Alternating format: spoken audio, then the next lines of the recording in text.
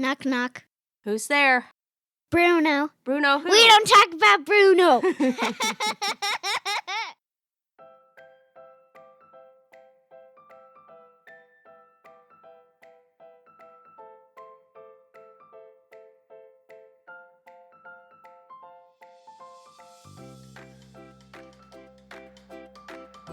Welcome to Toon My Heart. Yes, that's Toon as in cartoon.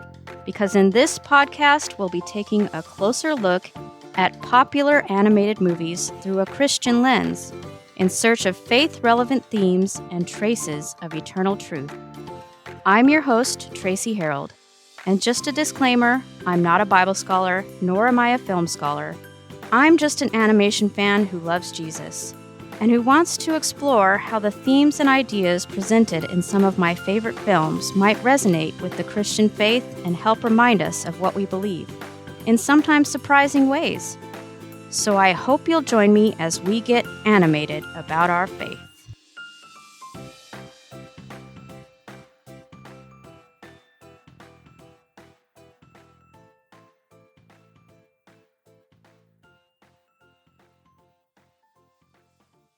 Hola, and welcome to the latest episode of Toon My Heart, in which we will be talking about Bruno and the entire amazing Madrigal family. That's right, today we're talking about Disney's 2021 computer animated film Encanto, the 60th film produced by Walt Disney Animation Studios, written by Charisse Castro-Smith and Jared Bush, and also directed by them along with Byron Howard. I'm very excited about this one because Encanto is actually the movie that first sparked the idea for this entire podcast. But I have a little confession. I didn't love Encanto right away. Now, I didn't dislike it, but the first time I saw it, I was... underwhelmed isn't quite the right word, but it's the best one I can think of.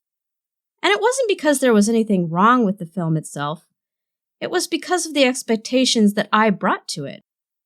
Frozen gets a lot of credit for subverting the Disney formula, but this film really realized what Frozen only opened the door to. I mean, Frozen may have made its focus the love between the sisters, but on the fringes, it still had the more traditional Disney animated movie elements you expect.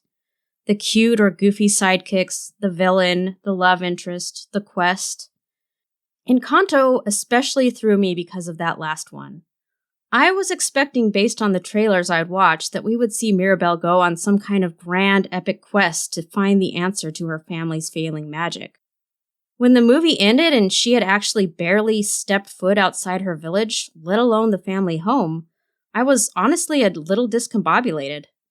Yeah, there are cute animals here and there, and Encanto did earn points from me for excellent rodent representation between the rats and the capybaras. But they don't steal the spotlight as Disney sidekicks are prone to do. There is no villain in the traditional sense. There are loving married relationships depicted, and a courtship between Mariano and first Isabella and then Dolores, but I don't think anyone would argue that the film qualifies as a romance. So yeah, I was a little thrown off by all of this, and on the first viewing, a movie where the primary conflict was essentially resolved by family members just talking, being honest with each other, and hugging it out, felt a little anticlimactic. At the same time, I thought the animation was gorgeous, of course, the music was catchy, and I related very strongly to some of the characters, especially Mirabel and Luisa. And with a 6-year-old home for Christmas vacation at the time, I soon found myself watching the movie again. And again, and again, and again. And once I knew what to expect from it and wasn't struggling against my original expectations, it grew on me. It really grew on me. I came to appreciate all of the ways that it wasn't a typical Disney movie, and the ways that it did fit into the Disney animated tradition while expanding on it. In the last episode, I talked about what a cultural phenomenon The Lion King became, and I would argue that Encanto qualifies as a cultural phenomenon as well, but a very different one, and naturally so, as 27 years later, the world itself was very different.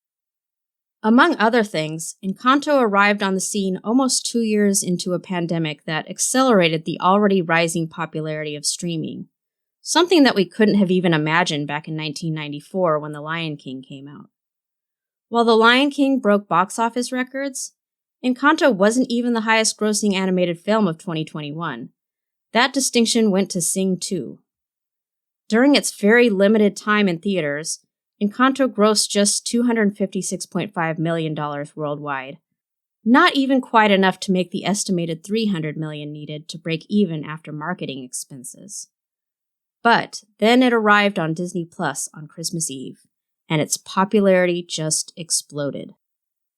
According to Nielsen data, Encanto was the most watched film across all US streaming platforms for all of 2022.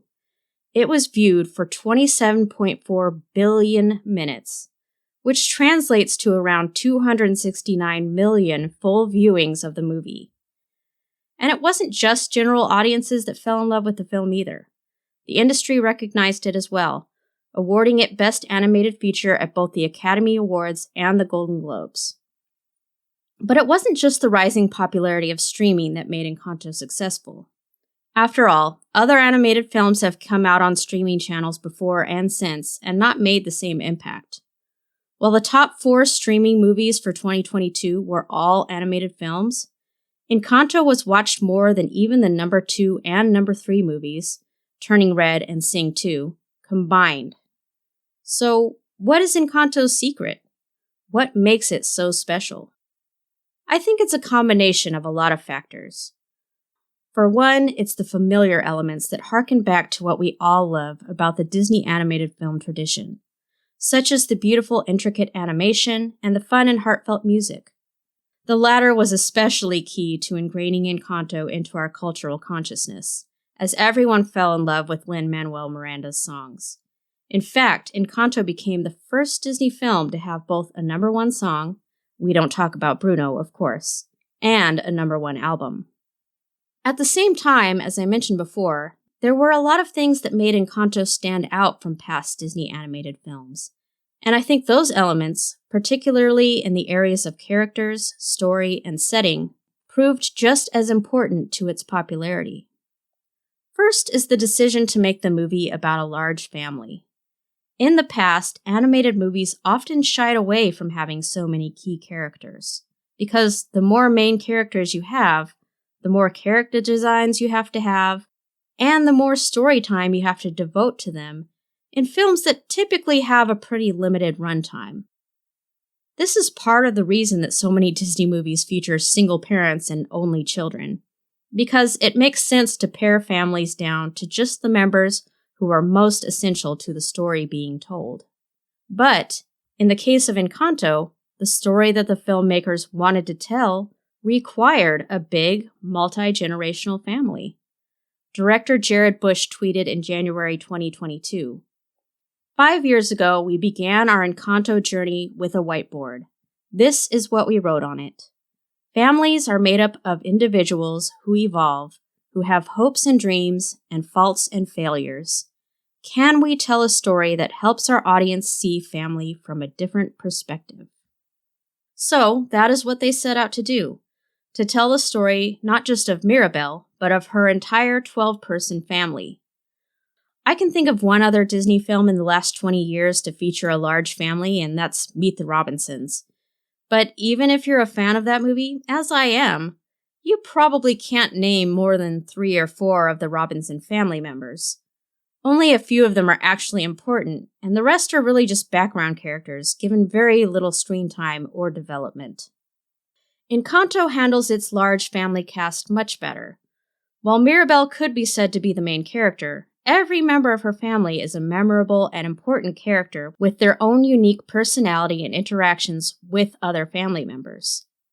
And I think that goes back to the team behind the film's dedication to getting that original theme of family right. According to another tweet from Bush, part of our multi-year research process for Encanto included speaking with psychologists, trauma counselors, mental health experts, family therapists, and dozens of families who helped us find the dynamics and struggles of the Madrigals. No wonder so many viewers can relate to the Madrigal family and its members in one way or another, even if we don't have magical abilities.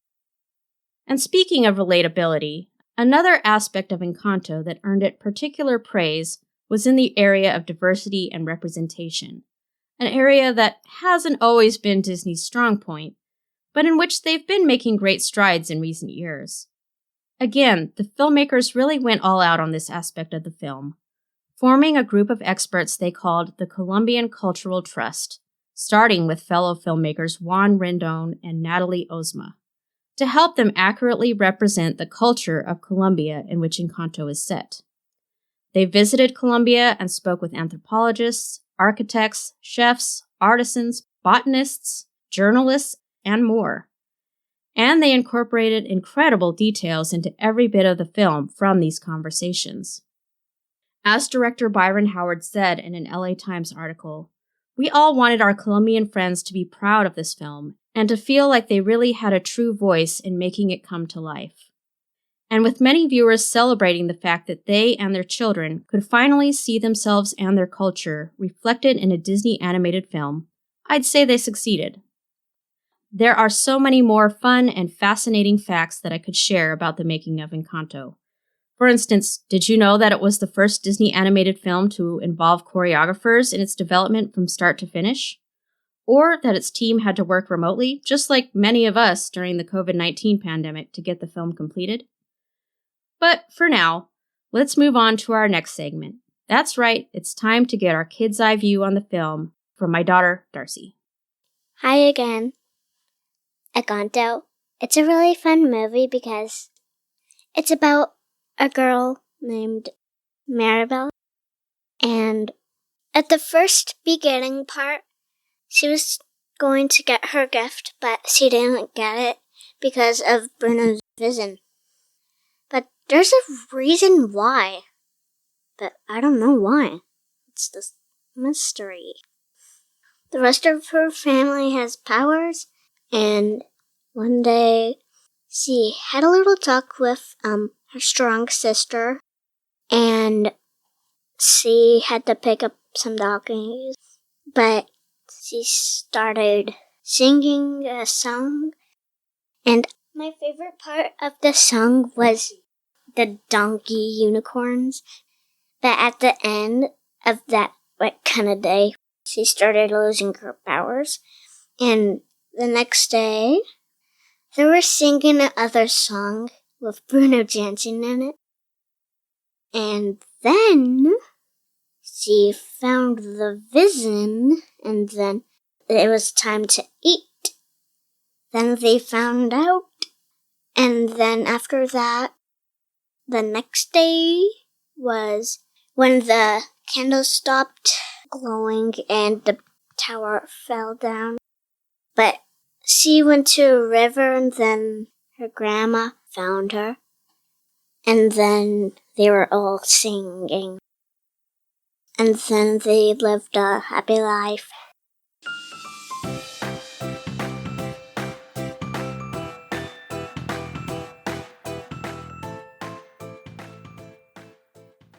Now on to the section of the podcast where we discuss what objections Christians might have to this particular film. So to start us off, obviously, God is not mentioned anywhere in the movie, which puts it in the same category as 99% of other Disney movies, and the Book of Esther and the Song of Solomon for that matter.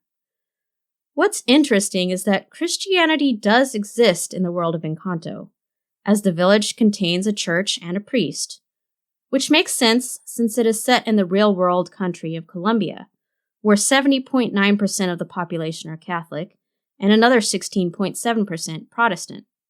Yet, despite the story being set within such a religious culture, no overt mention of God is made when discussing the miracle of the candle, the Encanto, the magical casita, or the family's powers.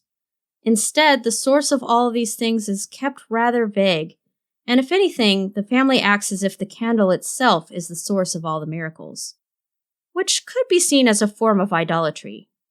Interestingly, though, at the end of the film, the candle has burned out, and we do not see it restored, but the casita and the family regain their powers without it. So it seems that their belief that the candle was the source of the magic was misplaced. Perhaps a good lesson for us about the danger of focusing on the gifts and losing sight of the giver behind them. It is worth noting that Encanto is very much inspired by the literary tradition of magical realism, which originated in Latin America and was particularly popularized by Nobel Prize-winning Colombian novelist Gabriel Garcia Marquez. In fact, during their 2-week visit to Colombia in 2018, the filmmakers visited the Gabriel Garcia Marquez Foundation, and the yellow butterflies in the film are a nod to one of the symbols used most frequently in his writings. The reason this is relevant is that one characteristic of magical realism in literature is that magical events are treated as almost ordinary occurrences, with no one, including the narrator, questioning or offering an explanation as to their cause. So in Encanto, where the characters do not seem inclined to question, seek, or assign any explanation to the ultimate source of their miracle, including God, fits into that magical realism tradition. Interestingly, though, the loudest objection I saw to this movie from Christians when it came out didn't have anything to do with the existence of magical powers or the absence of any acknowledgement of God. It was about Louisa. The problems some Christians had with Louisa are encapsulated in an article in The Federalist, written by Jeff Wright, whose bio states that he is a family man, teacher, and pastor. The title of the article comes right out with it, and I quote, "Encanto's Louisa is way too beefy for a woman." Wright describes Louisa as an assault on reality that substitutes masculinity for femininity, and says that he sees problematic cultural undertones in her character's design. He argues that it makes no sense for her to have that beefy body to go along with her super strength, when Dolores doesn't have giant ears representative of her super hearing, Bruno doesn't have giant eyes to represent his prophetic sight, and so on. But this is assuming that Louisa's body is so large and muscular solely because of the magic. And I don't think that's actually the case. Within the film, we're given a clue when Mirabel says that Antonio is an animal guy, and he then gets the power to talk to animals. In another tweet, Byron Howard confirmed, writing, "Important to note that the gifts aren't random. They are born out of innate personality and family perceptions. So even at age 5, Julieta was already a caregiver." So the powers that the Madrigal family members receive are not random, but rather they reflect the personalities or propensities that each person already had. Peppa probably already had a stormy personality. Dolores was probably already very observant. Camilo probably already liked mimicking others, and so on. Therefore, I would theorize that Louisa already had a more muscular build and a predisposition toward developing and using her physical strength, which was then only enhanced by the magic. Does that make her masculine? With all due respect to Mr. Wright, I say no. After all, what characteristics are considered feminine or beautiful vary from culture to culture, place to place, and era to era. So many of the things we think of as feminine are very surface and subjective, and not based on anything biblical. And if we do want to get into what the Bible says about femininity, we might look at the excellent wife described in Proverbs 31, who, according to verse 17, clothes herself with strength and strengthens her arms. Underlying the Christian criticism of Louisa seems to be a fear that Disney is trying to influence girls to want to be boys, or maybe vice versa. But I see Louisa differently. I would argue that instead, Louisa is showing girls that they can still be girls, even if they don't perfectly fit a narrow mold of what others consider to be feminine. Louisa isn't a man. She's just a woman who happens to be very strong, and her build reflects that. She's not masculine. She's just another way to be feminine. Little girls, and big girls, yours truly included, fell in love with Louisa not because we want to be like men, or even because we necessarily want to be exactly like Louisa, but because we want to be able to be who we truly are as women. We want it to be okay if we don't look like a traditional Disney princess with a perfect skinny hourglass figure, or if we don't have typically girly interests. We want to know we can be recognized as beautiful in our own unique way, in just the way God made us. And Louisa is beautiful, if you ask me. She's also more than just what we see on the outside. She's a fully realized character with her own inner world, personality, and struggles.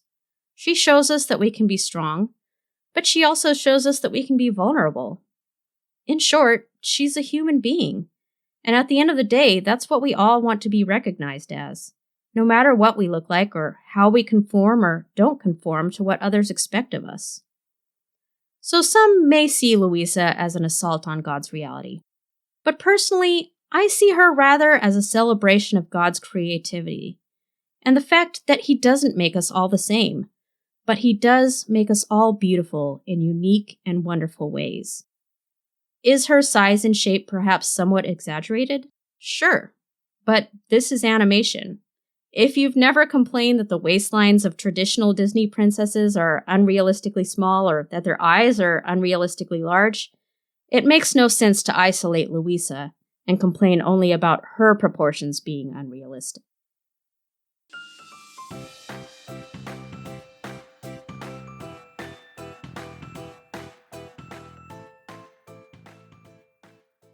The narrative of Encanto is a really rich one, and there are so many themes within it that can be explored. Right from the start, I want to say that many people have identified one of the major themes of this film as being the theme of generational trauma. I'm not going to be addressing that theme in much depth in this podcast, not because I disagree with it or think it's not relevant, but rather because the topic has already been covered at length and done much more justice than I could, by many other people who are more knowledgeable about it than I am. So my goal is not to discount generational trauma as being a theme that's at the heart of this film, or a topic that's important to discuss, but to just bring a different perspective. Not a competing perspective, but just another layer, another lens to look at Encanto through. So the main theme that I want to focus on for this episode is that of grace versus works. And to that end, our theme Bible verses for this episode are some that are probably familiar to most Christians. Ephesians 2, 8 through 10. For by grace you have been saved through faith, and this is not of yourselves. It is the gift of God, not of works, so that no one should boast. For we are His workmanship, created in Christ Jesus for good works, which God prepared beforehand, so that we should walk in them. These are probably some of the most cited verses in the discussion of grace versus works. Grace is defined as God's undeserved favor. By definition, it cannot be earned. It is a free gift. There is nothing we can do to save ourselves.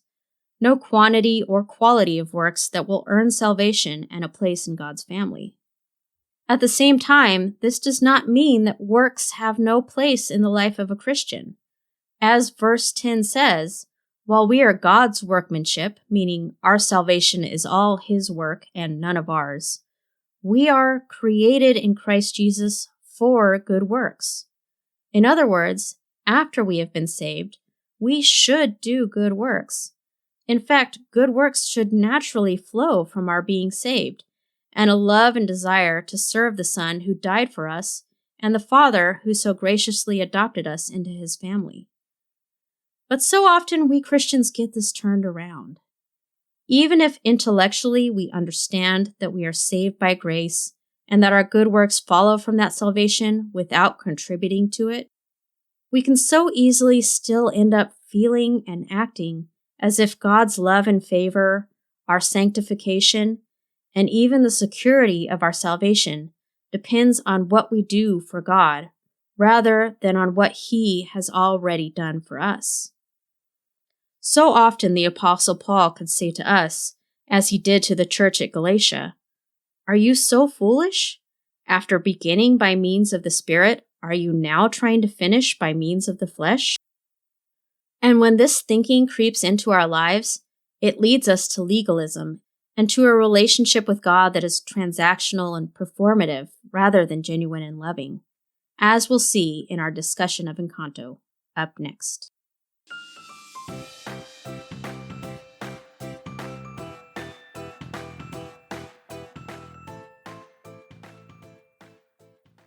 So now it's time to get into our discussion of the movie. But before we get to the story and characters, and how I believe they reflect the theme of grace versus works, I want to take a few minutes to talk about some of the religious symbolism that I noticed throughout the film. I don't know that this symbolism was intentional, but I honestly wouldn't be surprised to find out that at least some of it was. If not, it may have been unconscious on the part of the writers and artists, or it may be pure coincidence, but I find it worth noting either way. First is the importance of water in the movie.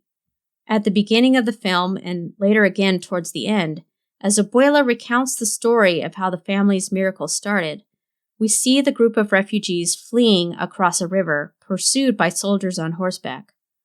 Although the waters are not parted, for me this scene called to mind the story of the Israelites fleeing from Pharaoh's army across the Red Sea. It also reminds me of their crossing of the Jordan River into the Promised Land, as Abuela and the other survivors who make it to the other side find their own Promised Land in the safe haven of their Encanto.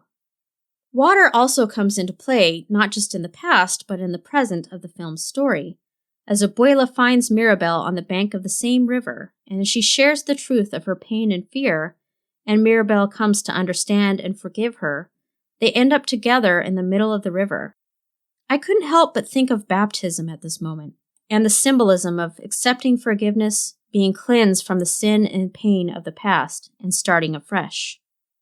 Also, the magical gifts that are granted to the family make me think of the spiritual gifts that Paul writes about in Romans 12 and 1 Corinthians 12. Paul urges his readers to understand that while some gifts might seem more desirable or important than others, all are needed to work together as one body to do the work of God. Likewise, in the Madrigal family, some gifts are valued more highly than others. But by the end of the movie, they have realized that all are valuable, and that what they can achieve together as one body is greater than what each of them can do alone. There is also the Madrigal family house, the casita, which has a magic and a personality of its own, and is filled with rooms that are impossibly large, specially suited to each member of the family. Maybe it's just me, but it made me think of Jesus telling his disciples at the Last Supper, "In my Father's house are many dwelling places. If it were not so, I would have told you. I am going to prepare a place for you." Now, some translations of John 14:2 use the word mansions instead of dwelling places or rooms, which seems a bit strange if you think about it literally. A house filled with mansions? Of course, this is because the modern meaning of mansion is a bit different from the way it was used when those translations were made, when it basically just meant a dwelling. In Casita, though, we do have a picture of what seems impossible, a house with many rooms where each room is also essentially what we mean today by a mansion, a huge dwelling. I don't know, it's just kind of fun to think that maybe that's a little bit like what heaven will be like. Probably not, but the good news is it will be even better than anything we, or even the creative minds at Disney, could imagine. One more fun tidbit I found as I was studying about John 14:2 is that the word translated house is oikia, and hopefully I'm pronouncing that correctly. Here's what Strong's Concordance has to say. From oikos, properly residence, but usually an abode. By implication, a family. A family. How interesting is that? In this film, the house itself is definitely an integral part of the family Madrigal and their story. It's a reflection of who they are and what they're going through, both individually and corporately. To put it simply, it's not just a house, it's a home. And someday our Father's house will be more than just a dwelling place to us. It will be home, and all who are in it will be a family.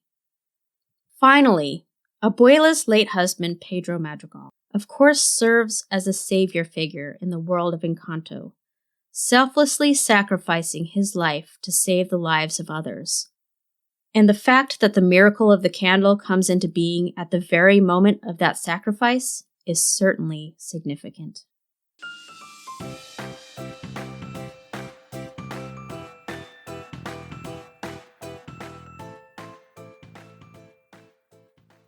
When Abuela tells Mirabel the story of the miracle at the beginning of the film, however, she glosses over her husband's sacrifice, saying simply, "Your abuelo was lost." I don't think that's because she doesn't value his sacrifice, but rather because she's trying to spare herself the pain of remembering it too vividly. And I'm sure she tells herself that it's to spare Mirabel as well. But the bottling up of her emotions and the almost prideful strength that Abuela is determined to show to everyone ultimately has a negative effect, not just on her, but on her whole family. Moving into the present day of the movie, we're introduced to that family through the song The Family Madrigal, sung mostly by Mirabel, but with a few verses in the middle from Abuela. And it was those verses that suddenly struck me one day on a rewatch and caused me to forever see the movie through new eyes. Abuela starts off, "We swear to always help those around us." Okay, so far so good. We should seek to help and show love to others. But then, in the very next line, she sings, "And earn the miracle that somehow found us." And then she ends with, "But work and dedication will keep the miracle burning, and each new generation must keep the miracle burning." Abuela's mindset is laid out for us so clearly here right from the beginning, though it can be easy to miss within the cheerful and fast-moving song around it. She hasn't accepted that her family's miracle was a free gift, one that was paid for in full by her husband's sacrifice. Instead, perhaps out of guilt over his death, she feels that she and her family must earn the miracle. She feels pressure to work relentlessly, to be perfect, and to teach every generation of her family to do the same in order to keep the miracle burning. It's significant that that phrase is repeated twice, as if their safety and their gifts can be lost if they are at any time found to be unworthy. Her good works are not out of gratitude for the gift, but out of fear of losing it. And one by one, we see the effects that this belief that the family's miracle depends on their works rather than on grace has on each member below her, starting with Mirabel. At the beginning of the movie, when little Mirabel is preparing to receive her magical gift, Abuela tells her to make her family proud and tells her that her gift will be as special as her. The two of them are obviously close, but when the movie travels forward to the present, that has clearly changed. Because Mirabel not receiving her gift is seen as a failure on her part. If the blessing of the magical gifts depends on the family's works, then Mirabel must have done something wrong to not receive one. Even viewers coming up with theories as to why Mirabel did not receive a gift noticed things like that she wiped her hands on her dress after touching the candle and speculated that this was the cause, that it was essentially her fault. This kind of thinking is almost built into us, that if something goes wrong in someone's life or doesn't go right, they must be to blame in some way. God must be punishing them for something. This is why in John 9, when Jesus walked by a blind man, his disciples asked him, "Who sinned, this man or his parents, that he was born blind?" But Jesus answered them, "Neither this man nor his parents sinned, but it happened so that the works of God might be displayed in him." Yes, sometimes difficulties in our lives are the consequences of our own actions, and sometimes God allows painful circumstances into our lives in order to chasten or correct us. But we don't need to look any further than one of the earliest books of the Bible, the book of Job, to see that that's not always the case. Job's friends assumed that the terrible things that befell him must have been because of some sin in his life, but God said that Job was blameless and upright. Christ's disciples would have almost certainly been familiar with the story of Job, and yet hundreds of years later, here they were making the same mistake. And thousands more years later, we are still quite prone to doing the same. Jesus tried to teach his followers that we cannot assume that we know the reason that someone has been given a particular blessing or a particular struggle, but we can trust that God always has a plan. However, having a view that puts an emphasis on our works rather than on God's grace and sovereignty leads us to judge others based on their circumstances, as Job's friends judged him, as the disciples were tempted to judge the blind man, and as Abuela judges Mirabel. Mirabel, in turn, is desperate to prove herself and win back her Abuela's approval, to show that she is special as Abuela once believed. In the beginning of the movie, she tries to do that through her artistic ability, which we see evidence of in the walls of her room, the embroidery on her dress, and her efforts to add special decorations in preparation for the party. Clearly, Mirabel is gifted, but because it's not a magical gift like the rest of her family, not what was expected of her, it's not appreciated. Which is why later she latches on to the chance to be the one to save the family's miracle. Anyone who's ever longed for a miracle, a certain blessing from God, and wondered why it has passed them over, anyone who's been left feeling on the outside looking in because they lacked something that everyone else seemed to have, can relate to Mirabel. For myself, if I can get personal for a moment, the miracle that I was feeling the absence of when I first saw Encanto was a second child, as I suffer from what is known as secondary infertility, an inability to conceive after previously giving birth. That's the lens that I saw Mirabel's story through and related so strongly to her because of. But that's certainly not the only lens it can be seen through. In fact, if the movie had come out 10 years earlier, I suspect I would have related to her through the lens of singleness instead. Both are conditions that can feel particularly painful and lonely within church culture, where early marriages and large families are so often the norm. For you, it might be some other miracle that's missing from your life or that you struggle with. Good physical health, good mental health, material wealth, a job, a home, physical abilities, friendships, family harmony, or so many other things without which we can end up feeling less than and left behind.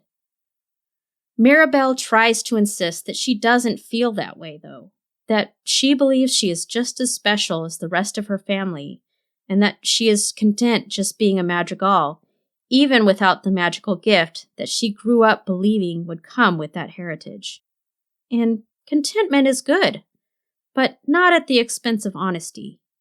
And everyone around Mirabel, from the village children to her family, can tell that she's not truly content, that inside she's hurting, especially on this day as Antonio prepares to receive his gift, bringing up memories of the day that she failed to receive hers. While some of her family members, like Abuela and Isabella, seem unsympathetic, her father tries to empathize with her, and her mother tries to reassure her that she has nothing to prove, and defends her against Abuela's harshness. But I particularly love how Mirabel and Antonio relate to each other in the build-up to the gift ceremony. In the midst of his own nervousness and excitement, Antonio still thinks of her feelings and what she must be going through on this day when he says, "I wish you could have a door." Mirabel, meanwhile, is determined to be there for him, understanding his anxiety and putting aside her own feelings to reassure and encourage him, and even take his hand when he says he needs her during the ceremony. The two of them together embody the idea of weeping with those who weep and rejoicing with those who rejoice. And I do believe Mirabel is genuinely happy for Antonio when he does receive his gift. She loves him and would never wish what she has gone through on him as well. But she is still left feeling more alone than ever afterwards. This feeling is only emphasized by Abuela saying that Antonio has received a gift just as special as he is. Because if receiving a gift means you're special, what does that mean for the person who didn't receive one? And then Mirabel is quite literally left out of the picture as the rest of the family gathers to take a photo and no one notices her absence. All of which finally breaks the dam and leads her to let go of her insistent positivity, to stop telling herself, don't be upset or mad at all, don't feel regret or sad at all, and to admit, I'm not fine, and sing about her unspoken, invisible pain in waiting on a miracle, a song full of longing and loneliness. There is a question implicit in this song that I think anyone who's watched a desired blessing seem to come easily to everyone else around them can relate to. And that question is, why? Not so much why them as why not me? Which in turn progresses to, what have I done wrong? Because when we place too much importance on our works over God's grace, whether consciously or unconsciously, we can start to go down the path of thinking there is some secret formula to follow for God to bless us a certain way, and we just must have screwed it up somehow. That's why Mirabel sings, "Where do I go and what can I do? And I've been patient and steadfast and steady," and why she pleads, "Bless me now as you blessed us all those years ago." She wants to know what she can possibly do to finally receive her miracle, to make herself worthy of it. Waiting on a miracle is often difficult and painful, but it becomes even more so when you believe that miracle depends on you, on doing everything right and nothing wrong. When you instead recognize that every miracle, every blessing comes from God and is given through His grace, not because we deserve it, but because He loves us, and that He knows what is truly best for us, we can accept the waiting and even the possibility that the miracle will never come.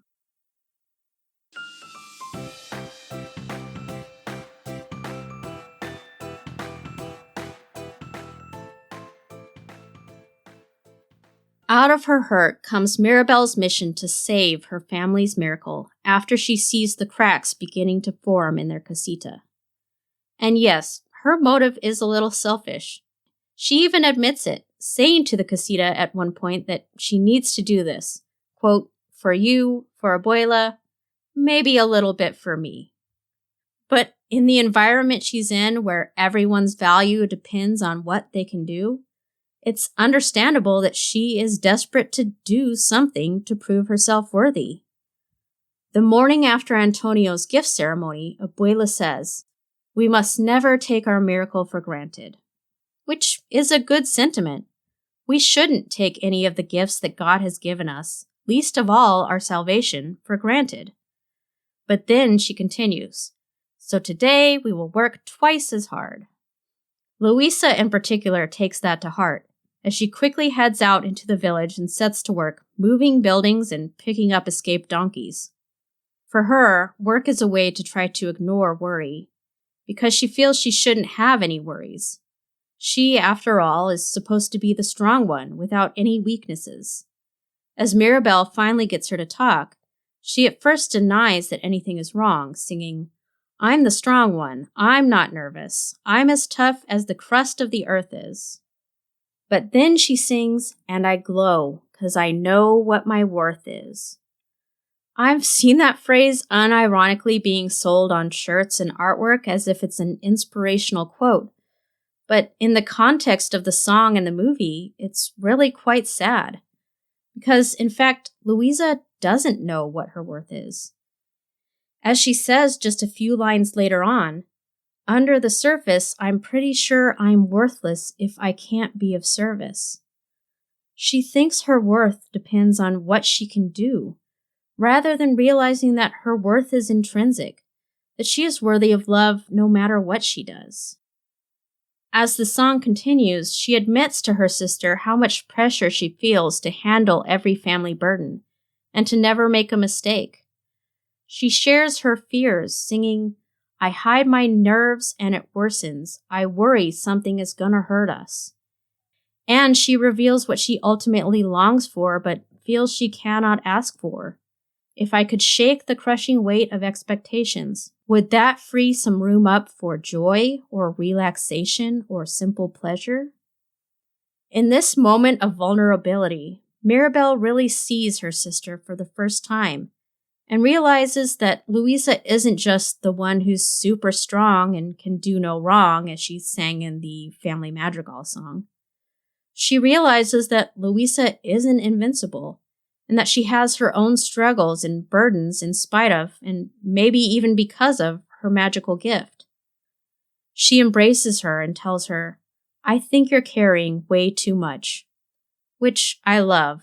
Sometimes that's all we need, is for someone to just hug us and affirm that they see our struggles and that they are real. For my part, I definitely related to Louisa during this song, as I think many people did. We all carry burdens and endure pressures, whether we should or not. I would hug her too. And I'd probably say to her that rest is not wrong. Work is good, but God did not build us to work nonstop.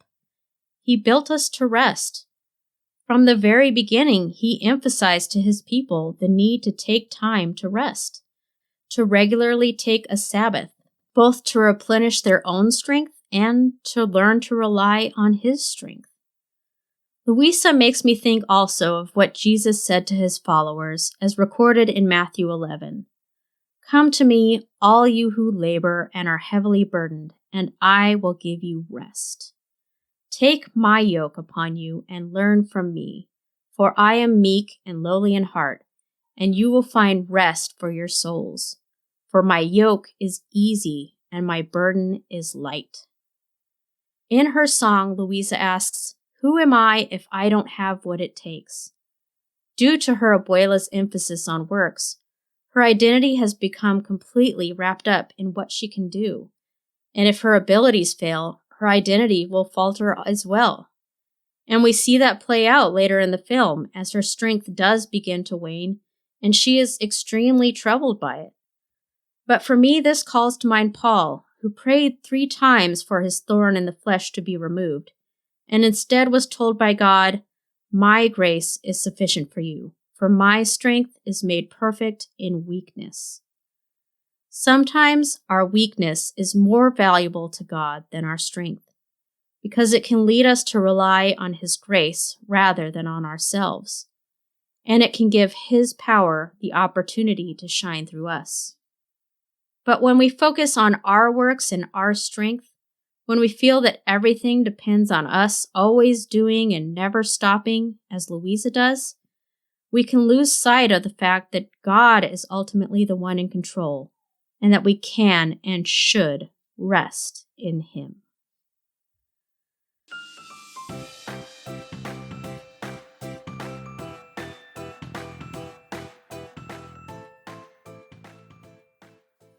Next, it's time to talk about Bruno, the one member of the family that we don't meet until halfway through the film.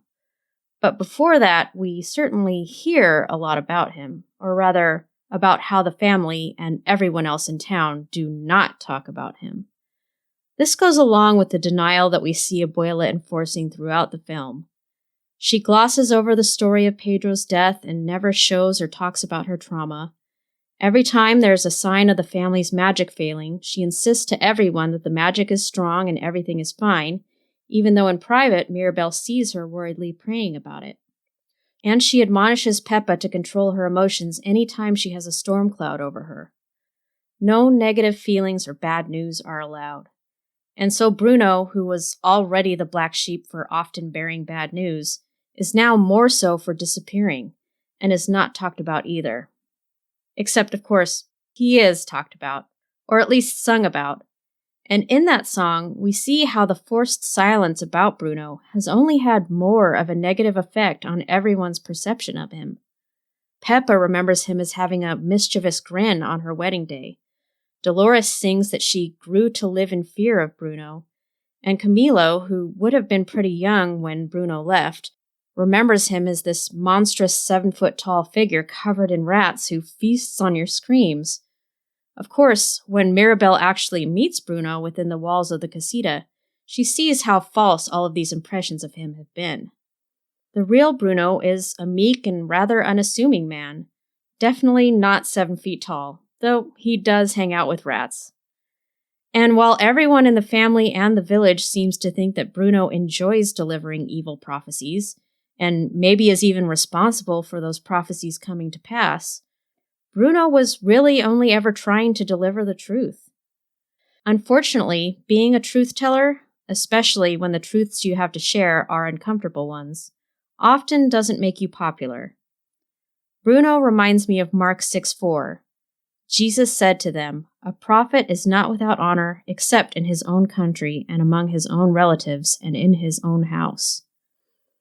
Bruno is also clearly very lonely, and far from abandoning his family as they all believe, he has stayed close by but hidden away. In essence, he felt that because his works were judged unworthy, he was undeserving to continue to be a part of the family, though he desperately wanted to be. "My gift wasn't helping the family," he tells Mirabel, "but I love my family."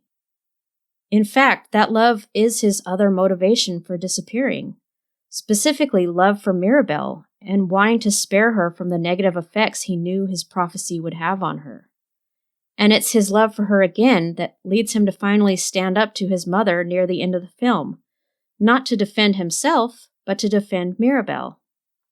And as Mirabel gets to know her uncle, the real man, not the forbidden subject of the village's whispers, she sees his good heart, and also recognizes in him a kindred spirit. Even though he has a gift, because his gift was considered undesirable by others, he himself felt unwanted and unuseful, sentiments that she can certainly relate to. The other trait of Bruno that really stands out is all of the almost obsessive superstitious practices that he engages in, such as knocking on wood, holding his breath, avoiding stepping on cracks, and so on. I think this again stems from the fact that everyone has made him feel as if he is responsible for bad things happening. With that kind of burden on his shoulders, made to feel as if he is bad luck, it is understandable that he feels the need to do everything he possibly can to try to create good luck. When we place too much importance on our works and forget that God is ultimately the one who is in control, we can act similarly, fearful that not doing every little thing correctly could lead to potential disaster. While it's never explicitly stated in the movie, I would guess that as Abuela's only son, Bruno was also under a lot of pressure to live up to his father's legacy, and he probably felt like he failed at that. But while the sacrifices that Bruno chooses to make may be misguided, at least he makes those sacrifices out of love, rather than out of a sense of duty or obligation or any thought of earning favor. In that way, he's probably more like his father than he or anyone else in his family realizes.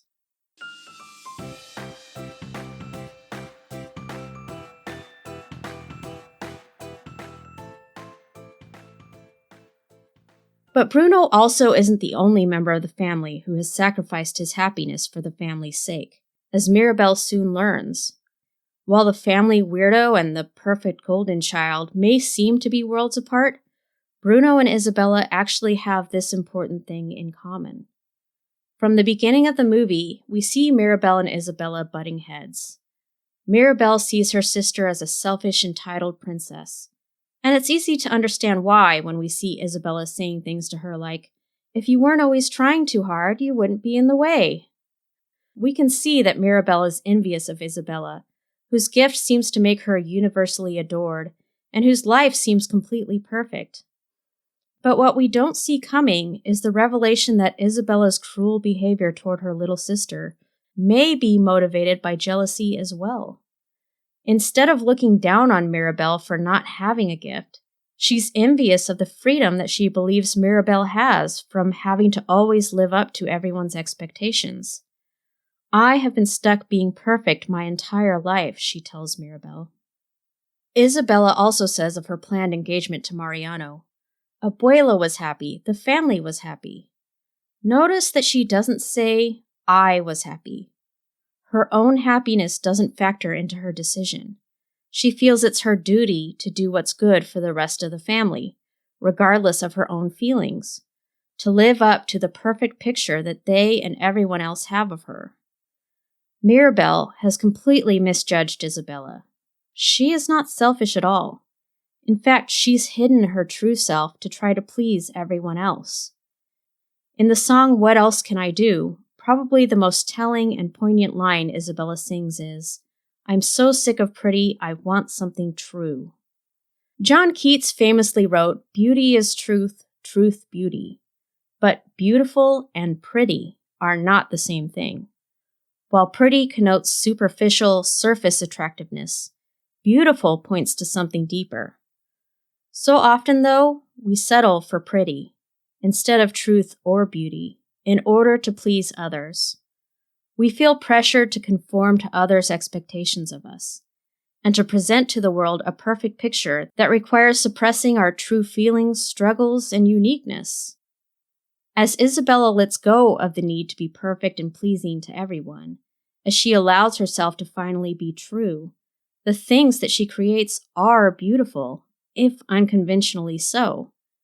As she says of the very first little cactus that sprouts up between her and Mirabel, it's not symmetrical or perfect, but it's beautiful and it's mine. As the song continues and she experiences what she's really capable of, and that it's so much more than just being pretty, we see Isabel for the first time take real joy in her gift. At least until Abuela storms in and rebukes her for being out of control. Finally, the two sisters understand each other. They see each other, which is another major theme in Encanto, looking past the superficial archetypes that our family members inhabit and seeing who they really are. Mirabel realizes now that Isabella, too, whose life she always thought was perfect and painless, has had her own pressures and struggles to shoulder, just like Luisa, and just like her. And the skill that she's gaining at understanding her family members is going to serve her well soon when it comes to Abuela.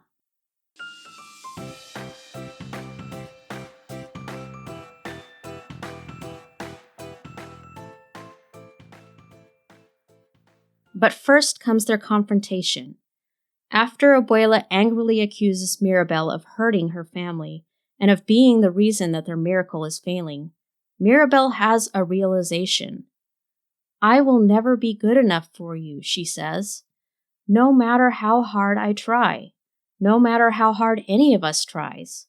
Luisa will never be strong enough. Isabella won't be perfect enough. Bruno left our family because you only saw the worst in him. This made me think. We can never be good enough, strong enough, or perfect enough to be worthy of God either. We don't need to be, though, because we have His grace and His unconditional love. But sometimes we mistakenly think of God the way that the familia, understandably, think of their abuela. Even after we're saved, even after we're adopted into His family, we can feel and act as if God's love is conditional, His grace is limited, and He requires us to live up to some impossible standard to earn His approval, to make ourselves worthy. I love this quote from Charles Spurgeon. Satan tells me that I am unworthy, but I always was unworthy, and yet thou hast long loved me. And therefore my unworthiness cannot be a bar to my having fellowship with thee now. Abuela loves her family too. She really does. But she's done a poor job of showing it. And their crumbling confidence in her love and approval, and in their ability to make themselves worthy, is what finally causes their miracle and their casita to literally crumble around them. But Abuela needs grace too, just as much as the rest of her family does. The resolution between her and Mirabel at the river is not just about Abuela realizing what she has done wrong, but about Mirabel understanding why her grandmother has acted the way she has, and offering her forgiveness and hope. I thought we would have a different life, Abuela tells her, as she finally reveals the truth about what happened to Pedro without glossing over it. I thought I would be a different woman. And perhaps no one is better suited to understand her than Mirabel, who also knows what it is like to live a life very different from the one she expected, to have to shoulder disappointment and try to pretend to be fine for the sake of everyone around her. My aunt used a phrase once that has always stuck with me, mourning normal, meaning that when things don't go the way you thought it would, when your life takes a turn from the normal or expected, you have to be able to grieve for the loss of that normality. As Jesus said in the Sermon on the Mount, "Blessed are those who mourn, for they will be comforted." But Abuela felt like she couldn't mourn. She had to be strong. And without mourning, she never received comfort, and her pain turned into fear. As she tells Mirabel, "I was so afraid that I lost sight of who our miracle was for." "Abuela," Mirabel responds, "I can finally see." And it's this seeing each other and understanding each other that begins the healing that their family really needs.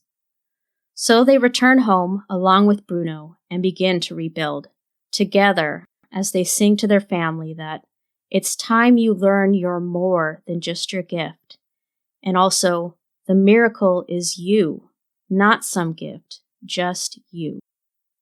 With their powers gone, the Madrigals are all coming to the understanding that it is not their talents or their works that define them or make them worthy of love.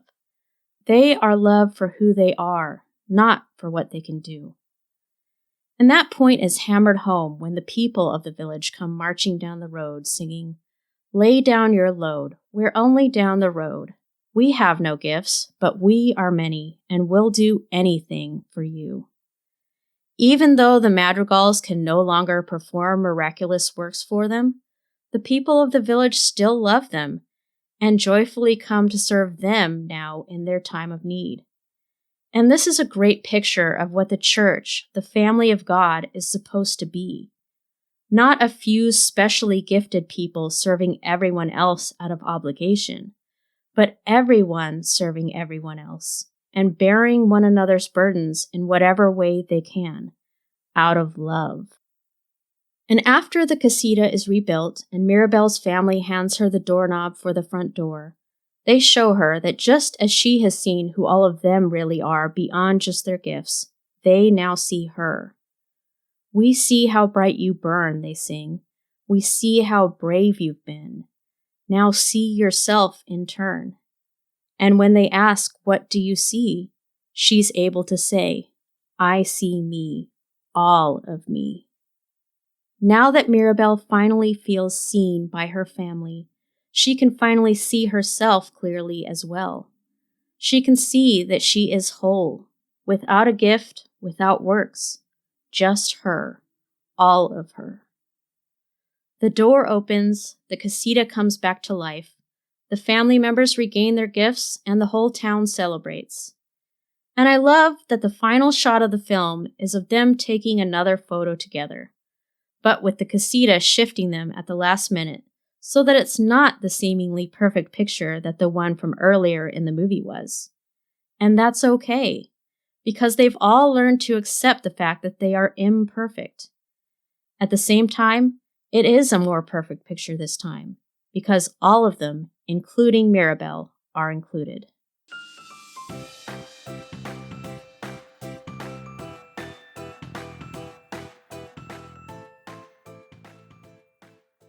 As we wrap up our discussion of Encanto, one thing I'd like to note is that the Madrigals using their magical gifts to do good works and help their community was never wrong in and of itself. God wants us to do right and to use our talents and blessings to bless others. The problem was that they were depending on those good works to earn them a gift that had already been paid for in full and freely given. What was wrong was them depending on their own efforts to sanctify them, to make them worthy, and all of the legalistic pride, pressure, and perfectionism that went along with that way of thinking. Although Abuelo Pedro surely would have been proud to see all the good works that his family would go on to do, they were not powerful people imbued with magical gifts when he died for them. They were as helpless as they could possibly be, a woman who had just given birth and 3 newborn babies. He didn't sacrifice his life for theirs because of what they could or would do. He did so because they could do nothing to save themselves. He did so because he loved them. Likewise, as Romans 5:6 says, while we were yet weak, in due time Christ died for the ungodly. He died not for what we could do for him, but because of his love for us. He died to make us whole, and he died to set us free from the burden of keeping the law, not to enslave us to it again. We were not perfect at the time of our salvation, and we never can be on our own power. But we can be made perfect through his power. If we can learn to rest in that beautiful truth, to shake the crushing weight of expectations, as Louisa sang in Surface Pressure, we too might free up some room for joy. And that concludes this episode of Toon My Heart. If you're a new listener, thanks so much for tuning in, and I hope you enjoyed it enough to check out the other episodes. If you're an old listener, thank you so much for your patience. I certainly didn't intend to go this long between new episodes, but life just kind of got in the way. In fact, I'm recording this sick right now just to try to get this thing done before 2024. One of my resolutions for the new year is definitely to get podcast episodes out more frequently. And one of the ways that I want to do that is by making some shorter episodes in between these longer ones. So I have a few different ideas for that. One of the ideas that I have is to do episodes where instead of looking at an entire movie, we would just analyze a song from a movie, an animated movie. But I would really like that to be a conversation, and I want to start involving other people in this podcast more. So if you have a particular song from an animated movie that you would love to discuss on the podcast, please reach out to me at toonmyheartpodcast@gmail.com, or you can find me on social media, Toon My Heart, on Facebook, Twitter, and Instagram. And if you have any other suggestions or ideas or anything else that you'd like to discuss, please feel free to reach out. And thank you again for listening. Have a great new year.